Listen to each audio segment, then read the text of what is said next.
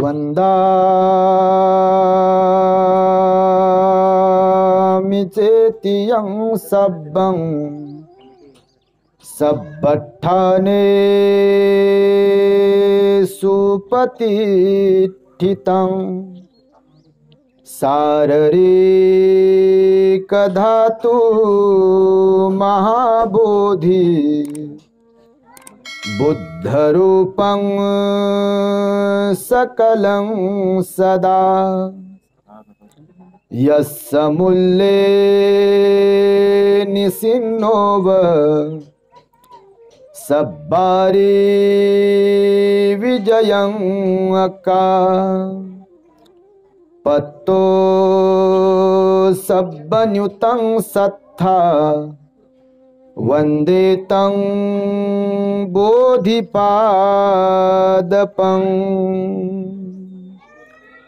संपूर्ण जगाला ज्यांनी सुख शांती मानवता तथा दुःख मुक्तीचा आर्य संदेश दिला असे ते दुःख मुक्तीचे मार्गदाता दुःख मुक्त महामानव महान कारुणिक तथागत भगवान सम्यक संबुद्ध तथागतांनी आपल्या शुद्ध प्रज्ञेतून निर्मिलेला सद्धम्म आणि त्याच सद्धम्माचा गेली 2500 वर्षांपासून सातत्याने अहोरात्र प्रचार आणि प्रसार करणारा पूजनीय भिक्खू संघ ज्यांच्या महान आणि असीम त्याग प्रभावामुळे आपल्याला जो हा अनमोल असा बुद्ध धम्म लाभला आणि ज्यांच्यामुळे आपल्याला हे एवढे मोठे वैभव प्राप्त झाले असे महान युग प्रवर्तक भारतीय राज्यघटनेचे प्रमुख शिल्पकार परमपूज्य बोधिसत्व डॉक्टर बाबासाहेब आंबेडकर आणि सर्वच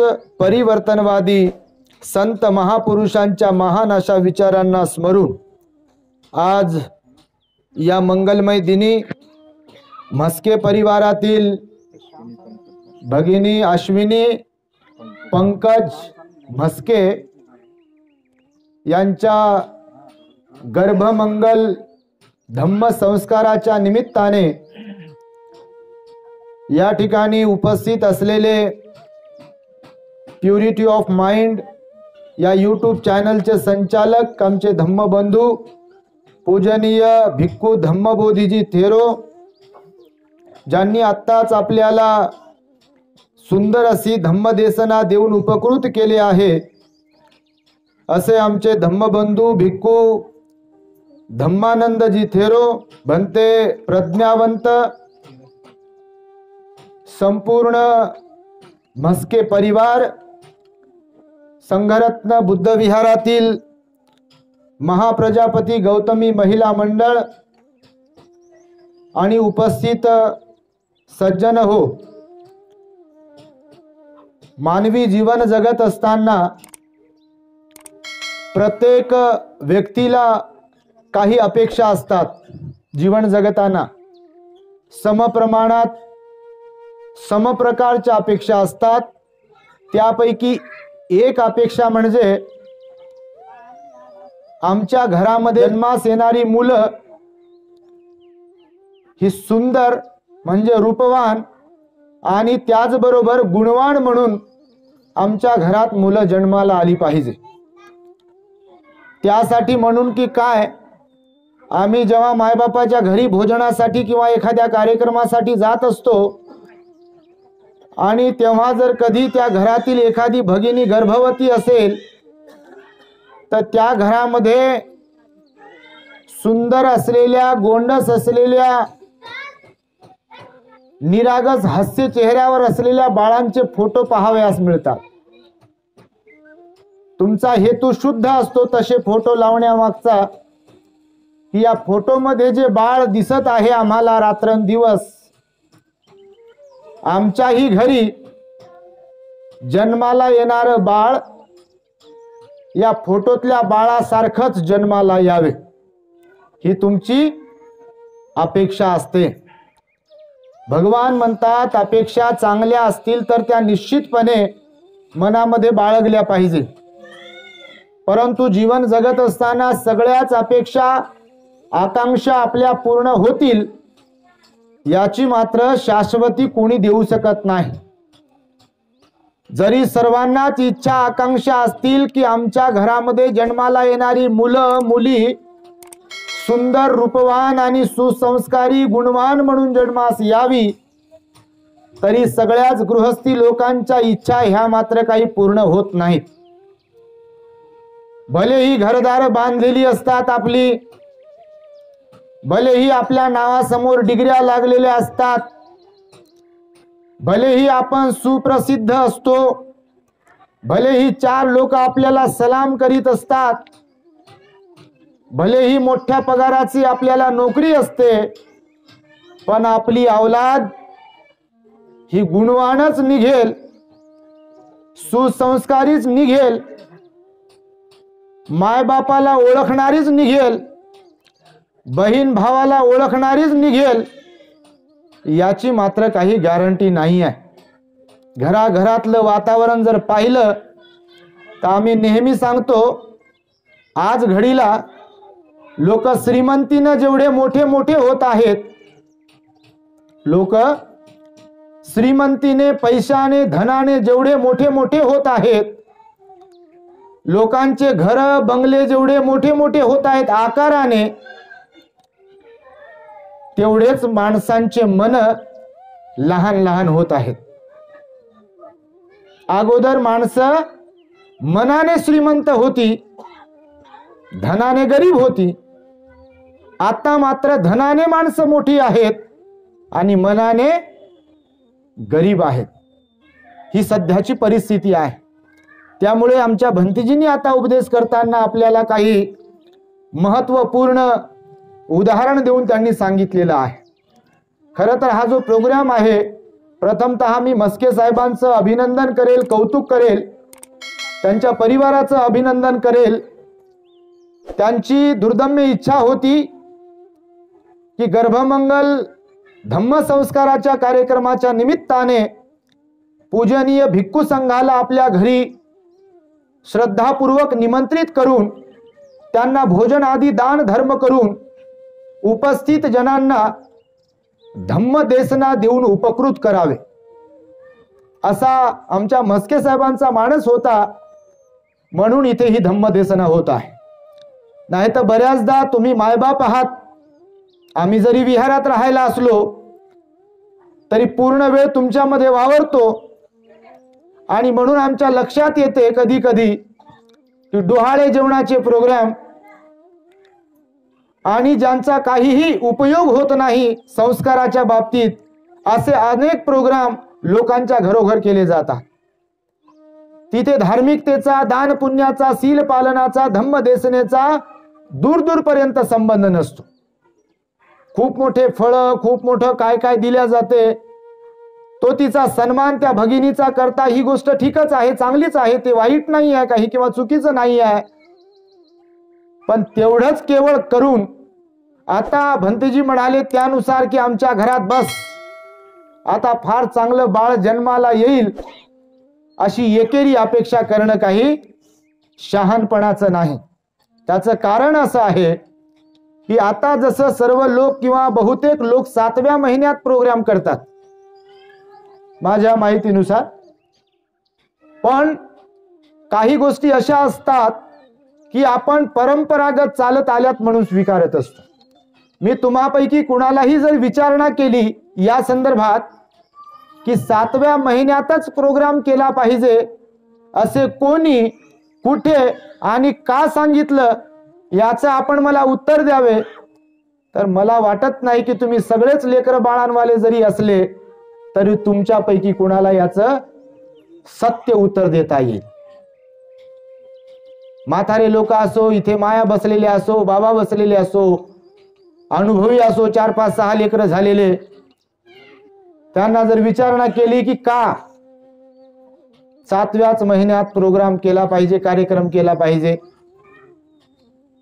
कोणी सांगितलं आणि 7व्या महिन्यात कार्यक्रम केल्यानंतर त्याचा काय परिणाम होतो याबद्दल आपल्याला काय माहिती आहे, तर लोक असे चुपचाप बसते. नाही ना बाबा, त्यांनी केलं मग आम्ही करतो, आहे का? त्यांनी मग मोठा मांडव टाकला होता, आम्ही पण टाकला. त्यांनी डेकोरेशन केलं होतं, मग आम्ही पण डेकोरेशन करतो. त्यांनी हिरवे कपडे घेतले होते, मग आम्ही हिरवे कपडे घेतो. त्यांनी त्या भगिनीचं सारं कंपाळ खराब करून टाकलं, ते कुंकू लावू लावू बायांना बोलवून, तर आम्ही तसं करतो. त्यांनी लोकांना बोलून त्या भगिनीला तिच्या पदरामध्ये काय काय टाकलं, तिची ओटी भरण्याचा प्रोग्राम केला, मग आम्ही पण करतो. वैज्ञानिक सांगतात या जगातला सर्वात बुद्धिमान प्राणी जर कोणता असेल तर तो मनुष्य प्राणी आहे. बाकीचे प्राणी शरीराने जरी मोठे मोठे असले तरी बुद्धिमान या सृष्टीमध्ये मात्र माणूसच आहे. त्याचं कारण फक्त मनुष्य प्राण्यालाच मन आहे. बाकीच्यांना मन असले तरी सद्विवेक बुद्धी नाही. म्हणजे खरं काय, खोटं काय, चांगलं काय, वाईट काय, याचा काय परिणाम होतो, हे केल्याने काय परिणाम होतो, हे न केल्याने काय परिणाम होतो, हे माणसाला समजू शकतं फक्त. कुत्र्याच्या समोर शिळी भाकर टाकली काय आणि ताजी भाकर टाकली काय, गव्हाची भाकर टाकली काय आणि ज्वारीची भाकर टाकली काय, काही फरक पडते का त्याला? बैलाच्या समोर कडबा टाकला काय आणि हिरवं सरकारी गवत टाकलं काय, ते खाते बिचारे बिलकुल. आपल्या समोर चटणी भाकर ठेवली की आपण थोडी खातो, आपण नाक मुरडतो, हे चालत नाही ते चालत नाही असं म्हणतो आपण. हे सांगण्याचं तात्पर्य आहे असं की माणसाला मन आहे. आणि मग 7व्या महिन्यात जो प्रोग्राम करता आपण, तर खरं तर काळ, वेळ, परिस्थिती जशी बदलते तसे शब्दांचे अर्थ बदलतात. त्याचं उदाहरण म्हणून मी तुम्हाला सांगेल, जाती हा शब्द आपण ऐकला असेल. आता जाती किंवा जात हा शब्द, जाती हा शब्द आता सध्या जातीसाठी वापरला जातो, म्हणजे कास्ट इंग्रजीमध्ये, बरोबर आहे. पण हा जाती शब्द 2500 वर्षांपूर्वी भगवान बुद्धांनी जेव्हा वापरला तेव्हा तो जन्म या अर्थाने वापरला होता.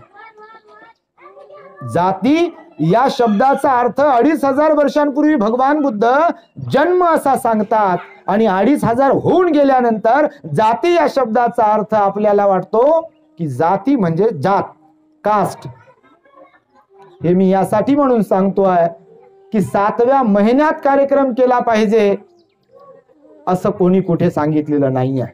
परंतु 7 महिने कार्यक्रम केला पाहिजे, तो म्हणजे परित्राणाचा, दानपुण्याचा, धम्मदेसनेचा, हे मात्र भगवान बुद्धांनी सांगितलेलं आहे. आता म्हणून मी म्हणालो मगाशी की शब्दांचे अपभ्रंश होतात, शब्दांचे अर्थ बदलतात काळ, वेळ, परिस्थिती गेल्यावर. म्हणून 3ऱ्या महिन्यापासून 9व्या महिन्यापर्यंत भगवान म्हणाले, ज्या घरी कुटुंबामध्ये एखादी भगिनी गर्भवती असेल आणि तिला 3 महिने कंप्लीट होत असतील, तर तेव्हा एका किंवा 5 भिक्खूंना किंवा त्यापेक्षा अधिक भिक्खूंना आपल्या घरी सन्मानपूर्वक, श्रद्धापूर्वक बोलावून त्यांना दान पुण्य करून त्यांच्याकडून परित्राण, मंगल मैत्री आणि धम्म देसना ग्रहण केली पाहिजे. तर विचार करा, तुम्ही काउंट करा. 3रा महिना, 4था महिना, 5वा महिना, 6वा महिना, 7वा महिना, 8वा महिना आणि 9वा महिना. किती झाले मोजता तुम्हाला? किती झाले? 7 झाले. किती झाले? 7. आता तुम्हाला वाटते की 7व्या महिन्यात कार्यक्रम करतात लोक, म्हणून आपण पण करायचा. आता भंतेजी म्हणाले तसं की आताचा रिझल्ट मिळेल, पण एकदाच तूप खालय आणि रोज रोज चमचाभर तूप खालय तर कोणत्याचा परिणाम लॉंग टाइम दिसेल? एकाच दिवशी मस्के साहेब वाटीभर तूप खाल्लं काय आणि रोज चमच चमच खाल्लं काय, कोणत्याचा सकारात्मक परिणाम दिसेल? रोज एक एक चमच जर खाल्लं तर त्याचा पॉझिटिव्ह परिणाम, सकारात्मक परिणाम नक्कीच आपल्याला दिसेल. परंतु एकाच दिवशी खाल्लं, मी तर खाल्लं गाईचं तूप आणि वाटी भरून तर खाल्लं पुरणपोळी सोबत, आणि मग मी ताकदवर झालो पाहिजे, तर होईल का आपण ताकदवर? होणार नाही. परंतु त्या तुपाचा 7-8 दिवसांसाठी का होईना परिणाम होतो, कारण तूप आहे, परिणामकारक असते, तूप पॉवरफुल असते ते तूप. पण रोज रोज जर खाल्लं तर सांधे दुखी, गुडघे दुखी, स्किनचे प्रॉब्लेम, पचनाचे प्रॉब्लेम हे आपले सॉल्व्ह होऊ शकतात. त्याची मात्रा कमी पाहिजे फक्त, आणि सातत्य खाण्यामध्ये पाहिजे. हे मी यासाठी म्हणून सांगतोय की आज जो प्रोग्राम करतोय आपण, याचा बिलकुल रिझल्ट आहे. पुण्य वायाला जात नाही, पुण्य वायाला जात नाही. परंतु सतत 3ऱ्या महिन्यापासून 9व्या महिन्यापर्यंत जर आपण कधी भिक्खू संघाला बोलावून दान पुण्य करत राहिला, परित्राण देसना ऐकत राहिलात, ध्यान करत राहिलात आणि धम्मदेसना श्रवण करीत राहिलात, तर त्याचा मात्र रिझल्ट खूप चांगला आहे. भगवान म्हणाले, म्हणून भगवंताच्या काळामध्ये बघा 7 महिने सतत गर्भवती भगिनीसाठी, त्या बाळासाठी म्हणून परित्राण पूजा करत होते. तुम्ही म्हणाल की असा कसा काय परिणाम होतो त्याचा? तर आता आमचे भंतेजी जसं सांगितलं की माय बाप ज्यांनी जन्माला घातलाय, जन्माला घालण्यासाठी पती पत्नी म्हणजे माय बाप दोघे कारणीभूत आहेत. तर फक्त महिलेचंच काम नाही आहे ध्यान करणं, सील पालन करणं, संयमानं राहणं. तर या दोघांसह संपूर्ण परिवाराचं कर्तव्य आहे या दरम्यान आपल्या घरामध्ये धार्मिक वातावरण निर्माण केलं गेलं पाहिजे. त्याचा कसा परिणाम होतो? तर आता तुम्ही डॉक्टरांकडे जाता, सोनोग्राफीची मशीन आहे आता डॉक्टरांकडे, ते चेक करते बाळाच्या हार्टचे ठोके कसे आहेत, अवयव विकसित होत आहेत की नाही, बरोबर आहे. ह्या सगळ्या गोष्टी आता समजतात विज्ञानामुळे. भगवान बुद्ध सुपर सायंटिस्ट होते, तथागत होते, सम्यक संबुद्ध होते. भगवान असं एखाद्या माणसाला पाहिलं आणि नाही पाहिलं तरी बरोबर त्याची पूर्ण भूतकाळ, वर्तमान आणि भविष्य ओळखायचे. मग भगवान बुद्ध लोकांकडे पाहून सांगायचे की कोण कुठून आलेला आहे, कोणत्या कर्मामुळे मनुष्य जन्म मिळाला आणि कोणत्या कर्मामुळे तुम्हाला किती आयुष्य मिळणार आहे, कोणते कर्म करून तुम्हाला सुख प्राप्त होणार आहे, कोणते कर्म करून तुम्हाला दुःख प्राप्त होणार आहे आणि कोणते कर्म करून तुम्हाला मरण तुमच्या वाट्याला येणार आहे, हे भगवान बुद्ध सांगायचे. भगवंताने यासाठी म्हणून सांगितलं की 3ऱ्या महिन्यापासून 9व्या महिन्यापर्यंत धम्मदेसना श्रवण केली पाहिजे, दान पुण्य आणि परित्राण केला पाहिजे. कारण भगवान म्हणतात की 3 महिने जेव्हा कंप्लीट होत असतात एखाद्या भगिनीला गर्भधारणा करून, तेव्हा त्याच्या बाळाच्या शरीराचे महत्वपूर्ण असे 2 अवयव विकसित व्हायला सुरुवात होत असते 3 महिने पूर्ण झाल्यावर, जे की माणसाला माणूस म्हणून ओळख निर्माण करून देणारे आपल्या शरीरातले 2 अवयव आहेत. आणि ते म्हणजे एक तर आपला मेंदू आणि दुसरं म्हणजे आपलं हृदय. मेंदू निकामी झाला की ही बॉडी काहीच करू शकत नाही. तुम्ही एखाद्या माणसाला ब्रेन ट्यूमर झालेल्या पेशंटला जर तुम्ही कधी पाहिलं, काल फेसबुकवरती पाहत होतो, काही महिने कोमामध्ये राहिलेली एक मुलगी आणि तिच्या बापाचा व्हिडिओ होता. याच दरम्यान म्हणजे बाळंतीण होण्याच्या दरम्यान, डिलेव्हरीच्या दरम्यान त्या पोरीला काहीतरी प्रॉब्लेम झाला त्या बाळाच्या पोटात असताना बाळ, आणि मग ती कोमामध्ये चालल्या गेली आणि कोमामध्ये अनेक दिवस होती ती. त्यांचा तो व्हिडिओ बघितला मी काल. मग तिने डोळे उघडले कसे तरी, कोमामधून ती पोरगी बाहेर आली जिने बाळाला जन्म दिला होता आणि तिला बोलता येत नव्हतं. तर तिचा वडील तिला ओळखत होता, मला ओळखते का बाई तू, बेटा तू डोळे उघड जरा, इकडे तिकडे पहा बरं, म्हणजे तिला चेक करत होता. तर मी हे यासाठी म्हणून सांगत आहे, मशीन आज आहेत तेव्हा नव्हत्या. पण भगवान म्हणाले की हा मेंदू आणि हृदय महत्वाचा आहे.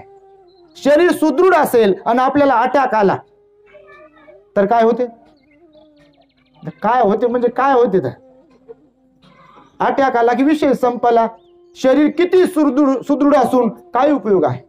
शरीर सुदृढ आहे आणि हा मेंदू कामातून गेला, मेंदू डेड झाला, तर माणूस काही करू शकत नाही. आणि भगवान म्हणाले की 3 महिने पूर्ण झाल्यानंतर त्या बाळाचा मेंदू आणि हृदय विकसित व्हायला सुरुवात होत असते. आणि नेमकं त्या दरम्यान तेव्हापासून जर तुम्ही तुमची मानसिकता, तुमचा स्वभाव दोघांचा जसा ठेवला तसा बाळावर त्याचा परिणाम होतो. उदाहरणार्थ मी तुम्हाला सांगेल की परिणाम कसा होतो. जसे डॉक्टर तुम्हाला आता सांगतात की आहार तज्ञ की या दरम्यान आहार कोणता घ्यायचा आणि कोणता घ्यायचा नाही, बरोबर आहे. कारण तुमच्या आहारानुसार बाळाची पित्त नाडी, कफ नाडी आणि वात नाडी बिघडते. आहारामध्ये काही कमी जास्त झालं तर मग जर त्या मातेने घेतलेल्या आहारामुळे बाळाच्या शरीरावरती परिणाम होऊ शकतो, तर मग आपण या दरम्यान आपली ठेवलेली मानसिकता निर्माण केलेली त्याचाही परिणाम त्या बाळावरती होतो.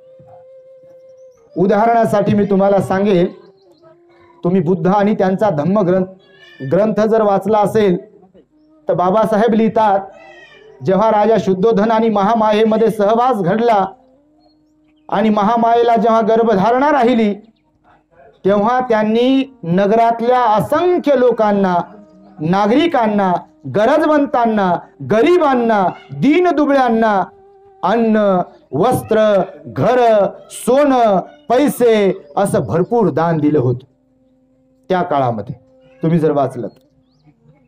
कारण संत म्हणतात, शुद्ध बीजापोटी फळे रसाळ गोमटी. बीज शुद्ध असेल तर फळ रसाळ येतील. तुम्ही शेंगदाणा पाहिला, बदाम पाहिला, आल्मंड, त्याचे दोन भाग असतात. शेंगदाण्याचे दोन भाग असतात, बदामाचे दोन भाग असतात. बघितलं तुम्ही, दोन खिपले असतात, म्हणजे एकच बदाम आहे पण त्याचे दोन भाग असतात, पार्ट असतात. शेंगदाणा जर कधी पाहिला ना तर त्याचे दोन भाग असतात. शेंगदाणा एकच पण दोन भाग. त्या शेंगदाण्याला जर कधी भिजवलं तर त्या दोन्ही त्या भागाच्या मधून असा कोंब निघालेला आपल्याला दिसतो. माहिती तुम्हाला, हे बीज आहे, एकच बीज आहे पण त्याचे दोन भाग आहेत. तर हे दोन भाग असतात, हे बीज असतात. आणि हे बीज जर शुद्ध असेल तर फळ रसाळ गोमटी आहे. आणि शुद्ध म्हणजे काय, तर भगवान म्हणतात या दरम्यान जेवढं शक्य होईल तेवढं दान पुण्य करत राहिलं पाहिजे. रंजल्या गांजलेल्यांना, भिक्खू संघाला, अनाथ लोकांना, वृद्ध लोकांना, भिकाऱ्यांना, प्राण्यांना जे जे म्हणून काही देता येईल ते ते देत राहिलं पाहिजे. कारण त्या देण्याचा परिणाम बाळाच्या मानसिकतेवरती होतो. फक्त देताना शुद्ध मनाने दिल्या गेलं पाहिजे. तुम्ही सील पालन करत असाल या दरम्यान, अष्टसील, पंचशील पालन करत असाल या दरम्यान, तर बाळ सिलवान होण्यासाठी मदत होऊ शकते. या दरम्यान तुम्ही ध्यान करत असाल दोघे पण, तर त्या ध्यानाचा बाळाच्या मानसिकतेवरती परिणाम होत असतो. पण तुम्ही पूर्ण वेळ रिमोट घेऊन जर बसले तर त्याचाही परिणाम बाळावरती होतो. तुम्ही पूर्ण वेळ टीव्ही समोर जर बसले तर त्याचा परिणाम बाळावर होतो. त्याचं उदाहरण म्हणजे आता आमचे भंतेजींनी सांगितलं, या लहान लहान लेकराकडे जर मोबाईल दिला तर त्याचं लॉक कसं ओपन करायचं,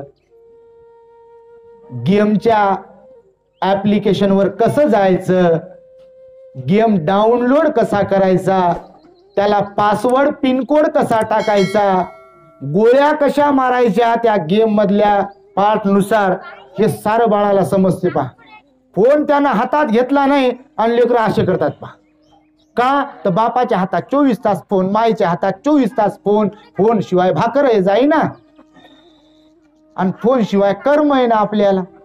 मग आपली जी मानसिकता आहे, आपला जो स्वभाव आहे, तो स्वभाव बाळामध्ये उतरतो.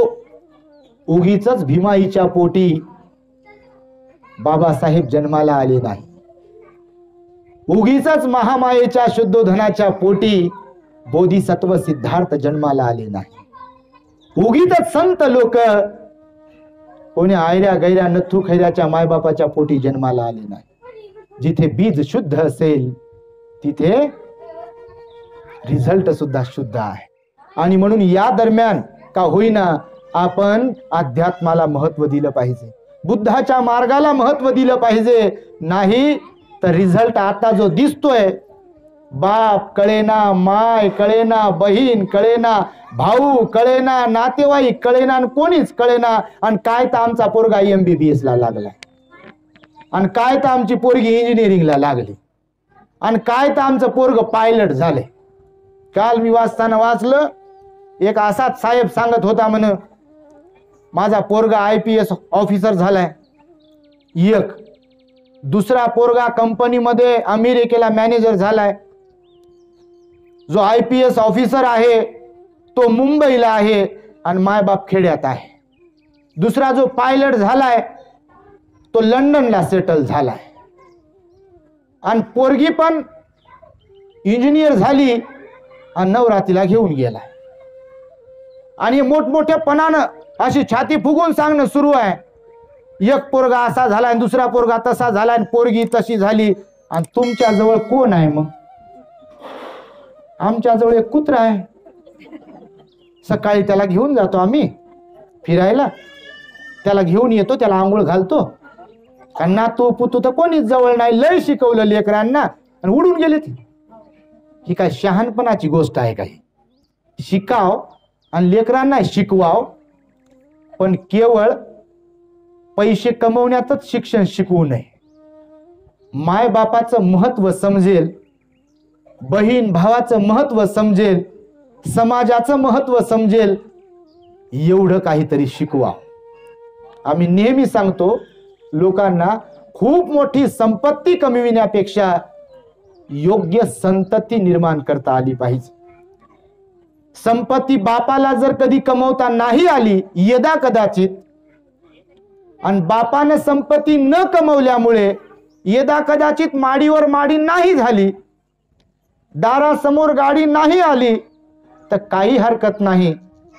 पण अवलादीला जर चांगले संस्कार दिले शिक्षणाबरोबर, तर ती अवलाद माडीवर माडी बांधू शकते आणि त्या माडीत मायबापाला ठेवू शकते. पण जर कधी अवलादीला पैशाचंच शिक्षण दिलं तर ती माडीवर माडी नक्कीच बांधल, लय फ्लॅट विकत घेईल, लय बंगलो विकत घेईल, आणि बापाने घेतलेले बंगलो लय त्याच्या नावावर होतील, पण मात्र माय बापाला त्या बंगल्यात ठेवीलच याची मात्र गॅरंटी नाही. ही गोष्ट तुम्ही ध्यानात ठेवा. आम्ही आमच्या वाढदिवसाच्या दिवशी वृद्धाश्रमामध्ये जात असतो, आताही गेलो होतो 10 तारखेला. जेव्हा त्या मायबापाकडे पाहिलं तर त्याच्यामध्ये एक जज होता, न्यायाधीश, सेवानिवृत्त न्यायाधीश. मी जेव्हा बोललो त्या मायांबरोबर, त्या बाबांबरोबर, तर एक एक जण करून कहाणी सांगत होता. महाराज, आम्ही जीवाचं काढ करून लेकरांना शिकवलं हो. आमचा कोणाचा मुलगा डॉक्टर आहे, कुणाचा मुलगा इंजिनियर आहे, कुणाचा मुलगा वकील आहे, कुणाचा न्यायाधीश आहे. परंतु पहा काय आमचं नशीब, आज ना आम्हाला नातवांचं तोंड पाहता येते रोज, ना त्यांना मांडीवर खेळवता येते, ना त्यांना बोटाला धरून काही शिकवता येते. आज आमची ही अवस्था आहे. त्यांना मी भगवंताचा अनित्य सिद्धांत समजून सांगितला. जीवन हे परिवर्तनशील आहे. त्यामुळे मी पुन्हा पुन्हा लोकांना सांगतो की पैशाच्या नादी जास्त नका लागू, कारण पैसा कोणाकडेच राहणारा नाही. आज आहे उद्या नाही. सूर्य सकाळी उगवतो आणि संध्याकाळी मावळतो. असे लय आले आणि लय गेले, पण जाताना एकटेच गेले. ना घर घेऊन गेले, ना बँक बॅलन्स घेऊन गेले, ना नाकातलं, ना कानातलं, ना गळ्यातलं, ना हातातलं, ना पायातलं, ना 7 पीस, ना 8 पीस, ना 10 पीस, ना कोणते पीस. बटन दबलं की लोक येतात आणि चापलून पाहतात. एखादी माय मेली असेल समजा कोणाची, तर म्हातारी बाई येते नातेवाईकांमधली आणि बसते त्या प्रेताजवळ आणि रडते इकडे तिकडे पाहून अशी, आणि हा गळा चाफलते, हे हात चाफलते, हे बोट चाफलते, पाय चाफलते, कंबर चाफलते. आणि चाफलते तर कशासाठी? काही घेऊन चालले का जरा पाहू द्या. काहीच नाही, फुटका मणी कधी कधी त्या विड्याबरोबर ज्याच्यात माती भरलेली आहे ते मणी तोंडात ठेवतात. हे जीवन आहे. हे मी यासाठी म्हणून सांगतो आहे की पैशाच्याच आणि धनाच्याच नादात राहू नये माणसाने. हा गर्भमंगल संस्कार त्यासाठी म्हणून आहे की लेकरं घडवता आले पाहिजे, माणसं कमवता आले पाहिजे. पैसे तर भिकारी कमवते हो. तृतीय पंथी लोक टाळ्या वाजून पैसे कमवतात. ही मोठी गोष्ट नाही की किती बाड्या बांधल्या, किती पैसे कमवले. औलाद घडवता आली पाहिजे. आजकाल पेपरला बातम्या वाचतो आणि थक्क होतो बघा. पोराने बापाला मारलं, पोराने मायच्या डोक्यामध्ये पाटा घातला, भावाने भावाच्या गळ्यात कुऱ्हाड मारली. किती भयंकर, किती वाईट आहे. आणि मी समजतो याला सर्वस्वी कारणीभूत जर कोण असेल तर मायबाप असतात. ते माझे असो अथवा तुमचे असो. कारण मायबाप ध्यानावर नसतील तर अवलाद ध्यानावर असेलच कशी. आडातच नसेल तर पोहऱ्यात येईलच कस. येईल का? पोराला कोण मारलं बाहेर खेळता खेळता, मारलं तुला आणि तू पण मारबाळाचा आहे बरं. हे काय शिकवणं झालं? हे शिकवणं झालं का? पोरग वायाला जायच्या माग आहे. फक्त सोयरिकीच्याच वेळेस आमच्या पोरगासारखा पोरगा नाही हो. आणि 6च महिने झाले लग्न लावून. आणि काय सांगा भंतेजी, सोयरिकीच्या वेळेस तर म्हटलं तुम्ही आमच्या पोरासारखा पोरगाच नाही. आता काय झालं? 6च महिने झाले की कंप्लेंट. तोच पोरगा, तेच घर आणि तेच मायबाप. म्हणून हा गर्भमंगल संस्कार जो आहे तर हा सतत 7 महिने भिक्खू संघाला बोलावून केला गेला पाहिजे. परंतु कुणाला माहीत असते, कुणाला माहीत नसते. आणि त्यामुळे आमच्या म्हस्के साहेबांचं मी मगाशी कौतुक यासाठी म्हणून केलं की संध्याकाळचा कार्यक्रम जो काही होईल तो होईल. त्यातून काही कुंकू लावायचे काम होतील, ओटी भरण्याचे कार्यक्रम होतील, आमच्या बाईचं कौतुक होईल, टाळ्या वाजवाल, गाणं म्हणाल, तेवढ्या पुरतं का होईना बाईला प्रेमानं बोलाल आणि निघून जाल. इथं खरं प्रेम कुठं राहिलं कोणाचं कोणावर? खोटेच अश्रू आणि खोटेच आसू या जगतामध्ये सर्वत्र. कोणी रडतंय तर खोटेच अश्रू आहे, कोणी हसतंय तर तेवढ्या पुरता हा करून हसायचं आणि मुकत बसायचं आणि मग चुगली सुरू करायची. चांगलं घर बांधले आणि घरातून बाहेर निघले की त्यांची निंदा सुरू केली.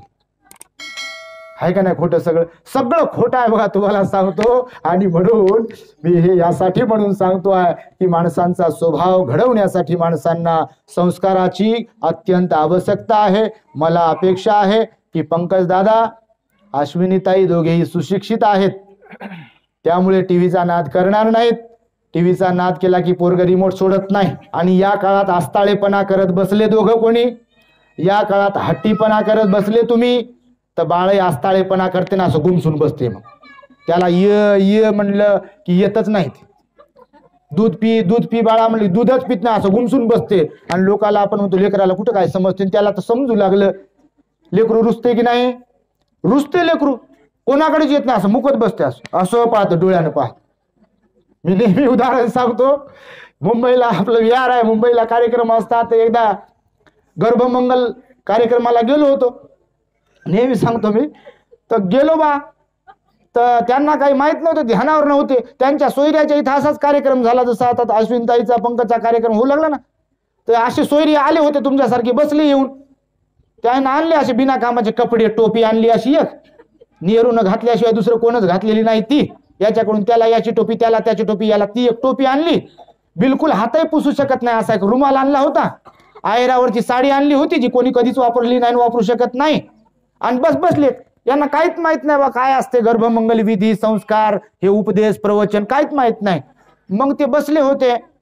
तर पहिल्या पोराच्या पोरग झालं पहिलं, त्यांना काहीच बिलकुलच माहित नव्हतं. डोळ्या जेवण केलं, लय मोठं जेवू घातले लोक, काय काय साड्या बिड्या कपडे झालं. मग दुसऱ्या सोयऱ्याच्या घरी, पाहुण्यांच्या घरी असाच कार्यक्रम होत होता. मस्के साहेबासारखा ठेवला त्यांनी कार्यक्रम. भंतीजीला बोलवलं, आम्हाला बोलवलं, आमचं प्रवचन झालं. आणि आम्ही सांगितलं की 3ऱ्या महिन्यापासून 9व्या महिन्यापर्यंत पूजा परित्राण भंतीजींना बोलावून दान धर्म केलं पाहिजे. तर मग त्यांनी ऐकलं बा, माणसाच्या डोक्यात त्या प्रकाश पडला. आणि मग आता दुसऱ्यांदा जेव्हा बायको गरोदर होती तेव्हा आम्हाला बोलवलं त्यांनी. भंतेजी म्हणे तुमचा नंबर आमच्या पाहुण्यांकडून घेतला ना, आता आमच्याकडे या दिवशी तुम्ही या तुमच्या वेळेनुसार. म्हटलं ठीक आहे बा. मग गेलो कार्यक्रमाला. मग त्यांचं घर होतं असं, मग ते मला घ्यायला आले. मग भोजनदान होतं घरात. ती भगिनी जी होती गर्भवती, ती किचन मध्ये स्वयंपाक बनवत होती. हॉलमध्ये टीव्ही राहते तुमच्या, आणि टीव्हीच्या जवळ तुमचा रिमोट असते. मग त्या पाहुणे घ्यायला आले मला, आणि जशी घरात एंट्री केली तर हॉलमध्ये असा दन दन आवाज येत होता. मला वाटलं बा काय झालं. आणि हे माझ्यासोबत मला घ्यायला जे आलं होतं ते लगेच धावत धावत गेलं, ते त्या पोराला बाजूला घेतलं, लगेच म्हणे आय तू काय घेतलं का याच्याकडून. मी म्हटलं बा हे तर माझ्यासोबत होतं, याला कसं माहित काय घेतलं याच्याजवळ. तर ती म्हणे काही नाही हो, आता टीव्ही सुरू होता, भंतेजी येऊ लागले त्याच्यामुळे त्याच्या हातातला रिमोट घेतलं म्हणे. मग मी बसलो बा. बसल्यावर पाणी बिणी आणलं त्या ताईनं, आणि दोघे बसले, वंदन बिंदन केलं. मला भंतेजी एक विचारू का. ते माणूस म्हटलं विचारा, एक का 100 विचारा, मी सांगतो तुम्हाला काय काय सांगायचं. तो म्हणे बा भंतेजी हे लहानच आहे, 1-1.5 वर्ष झाले याला, पण याच्या हातातून रिमोट घेतला किंवा याला काही घेऊ नको म्हणलं, आपण घेऊ दिलं नाही तर ह्या आस्ताळेपणा करतंय आणि भिंतीला असं डोकं हाणून घेतं म्हणून दन दन. तर याचं काय कारण असेल भंतेजी. मी म्हटलं बा सांगू का तुम्हाला. सांगा ना भंतेजी, त्यासाठी तर विचार. मी म्हटलं सांगतो, पण वाईट वाटू देऊ नका, आणि वाईट वाटलं तरी काही हरकत नाही म्हटलं, पण सांगतो तुम्हाला. ते म्हणजे सांगा. मी म्हटलं पहा, याच्यात जे गुण उतरलाय हा आस्ताळेपणाचा, हट्टीपणाचा, रोसण्याचा, फुगण्याचा, एक तर तुमच्यात असेल हा गुण, नाही तर भगिनीमध्ये गुण असेल. ते म्हणे बरोबर आहे भंतेजी तुमचा, हिचा स्वभाव असाच आहे. मनासारखं नाही झालं की आस्ताळेपणा करते, मनासारखं नाही झाली की तोंड वाकडं करते, माझ्याशी बोलत नाही, काहीच नाही. मी म्हटलं पहा, मी काय तुम्हाला ओळखत नाही, आणि माझ्या समोर तर काय भांडण बिंडण काय करू नका बा तुम्ही, पण तुम्हाला मी सांगतो की संस्काराचा हा परिणाम आहे. या दरम्यान मायबापाचा स्वभाव जसा असेल ते गुण उतरतात, आणि बिलकुल उतरतात, त्याच्यात तीळ मात्र शंका नाही. आणि म्हणून या दरम्यान धार्मिक ग्रंथ वाचावेत, दान धर्म करत राहावं, शील पालन करत राहावं, आणि सर्वात महत्वाचं म्हणजे आपले लेकरं शांत संयमी निघावेत म्हणून ध्यान करावं, मेडिटेशन करावं 5-10 मिनिटासाठी का होईना, आणि जगताबद्दल मंगल मैत्री व्यक्त करावी. तेव्हा आज आम्हाला इथे बोलावून आमचे खरं तर पूजनीय धम्मबोधी भंतेजी यांच्या माध्यमातून मस्के साहेबांनी आम्हाला इथे बोलवलं, आणि बोलवण्याचं मला वाटतं निश्चितच तुमची जी काही इच्छा होती, इच्छा पूर्ती झाली असावी असे मला वाटते. आणि आज रोजी आपण जे काही पुण्यकर्म करीत आहात, कराल, या संपूर्ण पुण्यकर्माच्या प्रतापाने, बुद्ध धम्म आणि संघाच्या अनुकंपेने आपल्या परिवारामध्ये जन्मास येणारे बाळ निश्चितपणे सुसंस्कारी, गुणवान, बुद्ध बाबासाहेबांच्या विचारांप्रमाणे वागणारे, माता पित्यांची सेवा करणारे, बहीण भावाला ओळखणारे, समाजासाठी योगदान देणारे बाळ, देशासाठी आपल्या जीवनाची सेवा देणारे बाळ आपल्या परिवारामध्ये जन्मास येईल, यासाठीच्या म्हणून शुभेच्छा, मंगल मैत्री आशीर्वाद देऊन माझ्या शब्दांना मी इथे पूर्णविराम देतो. भवतु सब्ब मंगलम, भवतु सब्ब मंगलम, भवतु सब्ब मंगलम.